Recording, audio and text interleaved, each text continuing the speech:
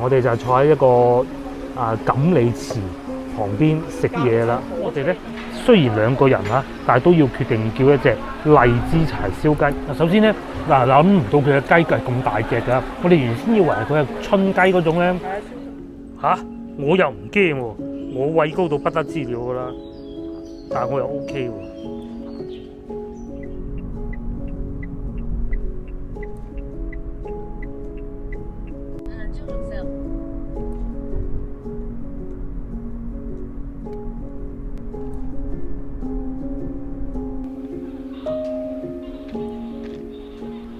Hello， 各位觀眾，大家早上好啊！大家估下我而家喺邊？我而家又嚟到火車路邊。其實咧呢個位置係位於芳村㗎，叫棟企石路。大家後邊就係一個廣州，大家應該比較熟悉嘅地方，就係叫芳村茶葉市場，就喺呢度後邊嘅啫。咁今日我哋先過嚟荷香居一個農家菜餐廳，一個好出名嘅農家菜餐廳，食個午餐先。哇！我哋而家就行緊火車路啦。睇火車就睇得多啦，行火車路我都好耐未行過啦。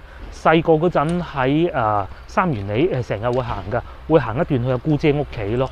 咁啊聽個老婆介紹咧，呢條鐵路據說話喺三水㗎喎。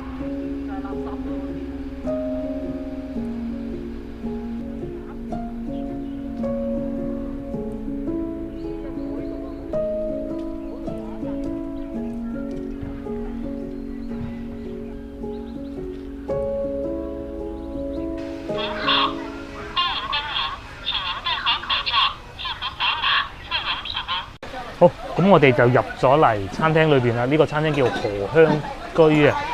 咁啊，主要係食農家菜㗎啦，海鮮啊各種都有。呢個係第一間。呢個係第一間荷香居，哦，即係總店。係啊，總店即滘口嗰邊仲有間食海鮮㗎嘛。咁啊，佢哋呢度係一個園林式嘅餐廳嚟嘅。我哋就坐喺一個錦鯉池旁邊食嘢啦。火車路。下邊就有啲錦鯉游嚟游去。前邊仲有條小橋，咁至於祠堂嘅另一邊咧，就係火車路啦。好似咁樣嘅餐廳咧，喺廣州咧實屬不多見啊！先唔好講條火車路先啦，就算坐喺個祠堂邊咧，都好少啊。咁啊，餐廳嗰個環境係啊，消費好驚人噶。同大家去睇下餐廳裏邊其他環境先，都幾豐富嘅。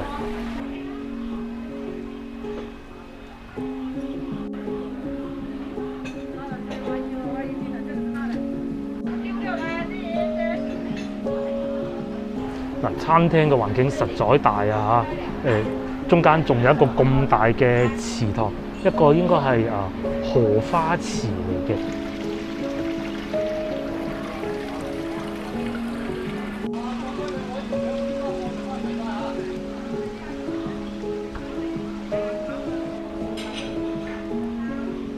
好，咁又嚟讀餐牌時間，荷香居呢度最出名嘅咧係荔枝柴燒雞。咁我哋咧雖然2個人但係都要決定叫一隻荔枝柴燒雞。咁當然啦，有燒雞，亦都有其他燒味，譬如話乳鴿啦，或者燒排骨，亦都係好受歡迎嘅。不單如此喎，仲有呢個網紅菜鮑魚燒鵝、時價同埋秘製叉燒，45蚊一例。咁佢哋呢度除此之外，仲有好多小菜價錢圍繞都係40零30蚊左右啦。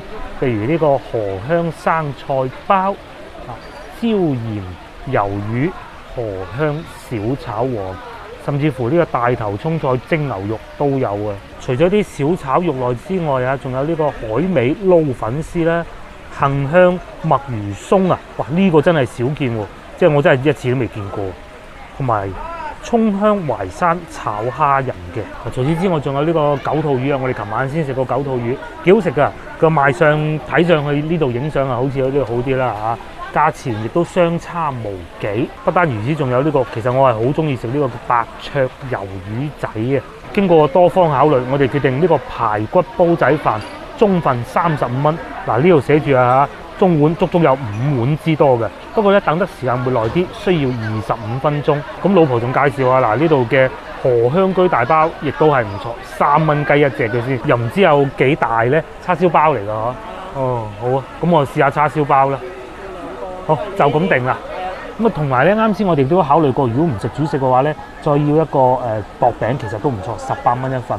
不過叫咗包就唔叫薄餅啦。你可以叫薄餅就唔要包。哦，唔要試下包啦，3蚊雞，睇下又有幾好食啊嘛，係嘛？同一個飯差唔多價錢咁啊。除此之外，呢度仲寫住嚇，嚟到今日嘅話咧，仲有一個花生餅13蚊特價。呢度真係經濟實惠啊！點菜先。第一道菜就送咗上嚟，就係呢個燒雞啊，成隻雞咁燒喎。等我攞嚿雞髀呢部分試下先咧。好多年啊，呢個餸。雞髀係要攞手食嘅。都幾好。我老婆話已經係一個食咗好多年嘅首本名菜。脆皮嘅佢係。嗯。嗱，首先咧，諗唔到佢嘅雞係咁大隻㗎。我哋原先以為佢係春雞嗰種咧。係啊，燒春雞。原來咁大隻。第二，佢個皮咧係脆嘅，同埋皮下係冇脂肪嘅，大家睇到嘛？另外咧，佢葉味亦都係好香，會有食到有五香粉嘅味啦，有淮鹽嘅味啦，椒鹽嘅味係嘛？最初咧我都好驚佢係嗰種，因為咧喺廣州市啊，而家有啲所謂嘅網紅店咧，唔靚啊，我講唔靚嗰啲啊嚇，佢係會燒到隻雞咧表皮係好脆，但係裏邊咧係唔係好似呢種咁 juicy 啲柴，啲肉係好柴㗎。咁但係呢度完全冇咁嘅情況啊！嚟到芳村需要咩？咁同埋咧，啱先點餐嘅時候啊，嗰個服務員已經多次警告我哋，佢話：你哋2個人點2味餸加個包咧，係一定食唔晒。咁我哋已經同服務員講過，其實冇問題嘅。咁我哋食唔晒打包走咯，可以留翻我聽日繼續食嘅啫嘛。哇！好脆啊！唯一我自己嘅原因。有少少唔係太歡，鹹咗啲啲咁多嘅啫。雞髀就唔算多汁啊，呢嚿睇上去就多汁啦。咁但係咧，大家睇見啦，呢度下邊咧都係有不少嘅肉汁喺下邊嘅。點啲肉汁試下咧？叉燒嚟燒。哇！一樣係嗰個皮好脆，脆到咧好似食緊嗰種燒乳豬啊，脆皮燒乳豬嗰種感覺嘅。咁同埋咧，佢既然講得係用柴火嚟燒啊，確實比我哋去一啲快餐店啊食到嘅燒雞咧係有唔同㗎，係有一陣輕輕嘅煙燻味嘅。唔知係咪因為呢個原因？因為係用柴火嚟燒原因，所以有呢種咁獨特嘅口味咯。接下嚟就試下成隻雞最鞋嗰部分，亦都係我最中意食嗰部分就係雞胸啦。真食呢部分嘅。就係呢一部分咧，啲肉白大晒嘅咧。呢部分應該係最難食嘅。我最中意食嘅雞胸啊！呢部分都唔係。係咩？呢部分都唔係。啱啱好啊！係喎，唔係喎。老婆食咧係成件雞胸咁抌落口嘅，我咧就醒目啲，又夾住少少嘅雞皮炸雞皮咁樣嚟醃住食，好好味。咁通常雞胸咧係冇味嘅，好淡嘅。但係佢呢度嘅雞胸咧，都係有少少味喎。如果你再加埋啲雞皮落去，就好似咁樣啦。第二味菜咧都唔知算唔算菜，大包嚟咗啦。哇！你睇下，呢個係我個茶杯嚇，大家對比一下啦。放落嚟呢度先對比到嘅。呢個就係一個大包嘅 size 啦。咁我哋決定咧，同個老婆一人一半算啦。好，等我搣開佢，我搣啦好嗎？你搣我呢度睇。呢個係叉燒包係嘛？你睇下應該。睇下係咪嚇？睇住手機嚟滴。係喎，叉燒包嚟嘅，都幾軟喎。佢個皮整得幾好嚇。流汁啦哇！流汁啦，流汁啦！你要邊嚿？是但。你要呢嚿啦，我要呢嚿啦。我本人咧係不太喜歡食叉燒包嘅。咁啊，都試下人哋啲味道點啊！但係咧個皮咧就整得幾好啊，好軟好軟啊，係咪？撳落話幾軟。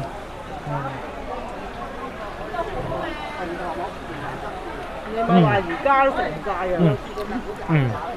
喺我哋討論緊個包嘅時候咧，呢個煲仔飯已經送咗上嚟啦，係熱到拎唔到嘅，我要咁樣先得啦。係啊，哇！好鬼香啊！一撈起就，大煲，我哋叫佢係中煲喎。係啊係啊，啲肉使唔使剝出嚟？睇你攪爛佢，哦，咁全部撈。係撈落哦撈開佢。咁我就撈飯先。嗱，同早幾日食嘅煲仔飯唔同啊！我睇上去咧，米粒咧好似肥咗少少嘅。嗱，實話實説啦，係算乾身㗎啦，算乾身㗎啦。似炒飯嘅，咁啊，同埋料咧就當然性價比係 O K 嘅，35蚊呢份。我哋早幾日去台山食嗰個煲仔飯咧，嗰啲飯啊嚇，我講嘅係冇我諗呢度1/4到啦，大概係啊，得1/4咋，19蚊。就係咁啦，咁啊大家就可以作出對比啦。咁至於肉嘅話，其實差唔多嘅，只不過呢個煲比較大嘅啫。咁同埋大家要唔好忘記嗰度係開平嚟嘅喎嚇，同埋仲有呢度咧，佢哋話呢個飯啊有5碗嘅份量之多。不過我開平大概就係碗半到嘅啫，真係係。開平嗰個煲仔飯咧，我又想喺度講下，即係點講咧，係好食嘅，但係就性價比真係唔高。係啊，但係呢個就性價比高啦嚇，超高啊！超高啊！已經包夠大㗎啦，估唔到個煲飯仲大。好，食飯，煲仔飯就攪勻啦。佢色水真係幾靚喎，你睇下粒粒分明，有粒有豉油，有粒冇豉油咁，幾好。似唔似以前細個食嗰啲糯米飯啊？我不啖飯睇下試下同開平嗰啲，因為話說我啱啱食完煲仔飯嘅。係啊，仲要係食據說係廣東省內最好食嗰啲嚟嘅添啊！真嘅，咁又對比下啦嚇，真係冇花餃喎嚇。嗱，老婆覺得好驚訝啦，我就唔算話極驚訝嘅，因為我早幾先食過嚇，我認為幾乎係最好噶啦。呢個米粒係拍得住嗰度嘅，應該講已經相差無幾噶啦。以我條脷咁渣咧，其實如果你兩煲飯擺喺度咧，我就分唔到兩煲飯有咩唔同噶啦。當然啦，料呢度係唔同嘅，呢度係排骨，嗰度係黃鱔嚇，就係咁啦，幾靚。我哋食飽飽啦，哇，好豐富，價錢亦都一啲都唔貴，食完仲有得打包走喎。食咗半得啲咁多啦嚇，個飯我食多咗碗嘅，真係好食啊嘛，因為嚇。總共埋單106蚊啦，平均如果用2個人嚟計50蚊啦，唔計打包嘅話，如果計埋打包嗰度當1個人嘅份量嘅話，即係平均30蚊1個人嘅啫。而且大家要考慮到坐喺咁樣嘅環境裏邊食咧，不過強烈建議大家早啲過嚟啦，因為咧到星期六日都幾多人㗎，多啲位選擇啊嘛。係啊，我哋係11點3、4個字到入場嘅，係啊，入到嚟嘅時候已經見到有其他客人㗎啦。好，影片接落嚟呢部分咧，我哋去睇橋，去睇五眼橋啊，就喺前邊嘅啫喎。哇，仲有呢一種喺橋上邊嘅火車軌啊，可以一望落去下邊就係水嚟嘅，就係涌嚟嘅。不過其實唔係好深嘅啫，係啊，反而個老婆唔夠膽過嚟。唔好玩啊！嚇，我又唔驚喎，我畏高到不得之了㗎啦，但係我又 OK 喎。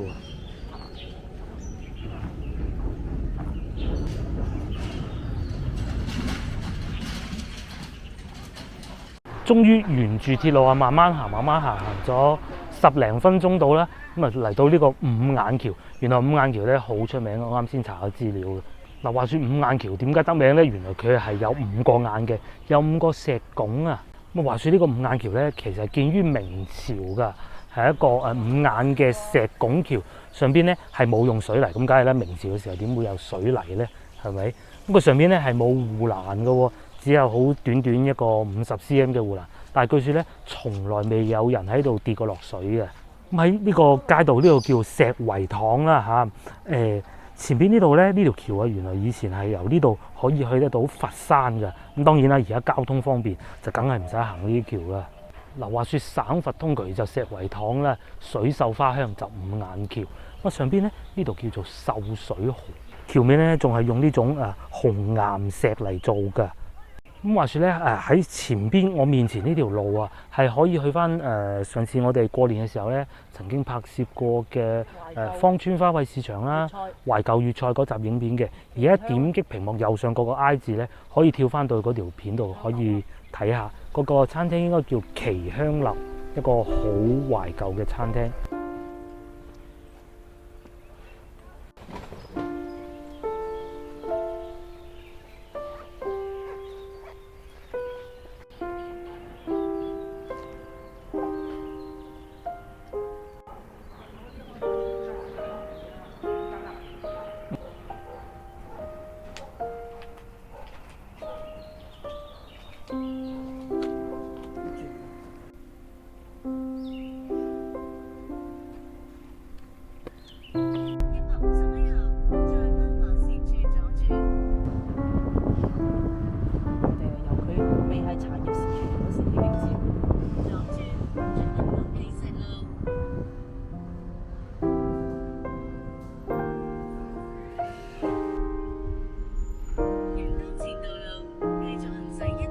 免費，1分錢都唔使。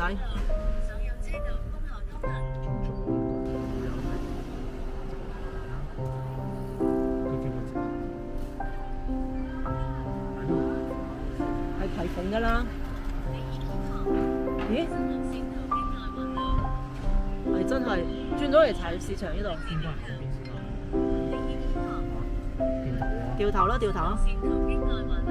哇，好多茶葉啊！茶葉全部都係茶葉。唔記得幾多號線，係唯一一條由芳村起點到芳村，又係結束嘅線，即係一條蜘蛛網咁環迴線。係咪11號線啊？反正係出年通車。啊！依度應該係第2條橋啦，依度係花地橋啦。花地橋，啱先嗰度漢強拆咗，而家底下係有水啊。呢個係山村位置。哦。你知邊度？你知邊度啊？你知唔知我哋以前？而家到花地河。呢條係花地橋㗎咋。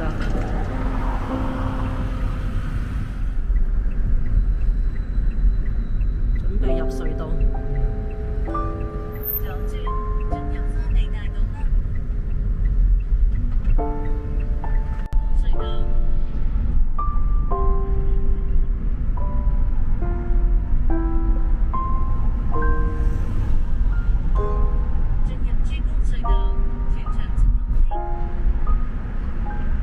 係呢一節就叫珠江隧道、珠江大橋。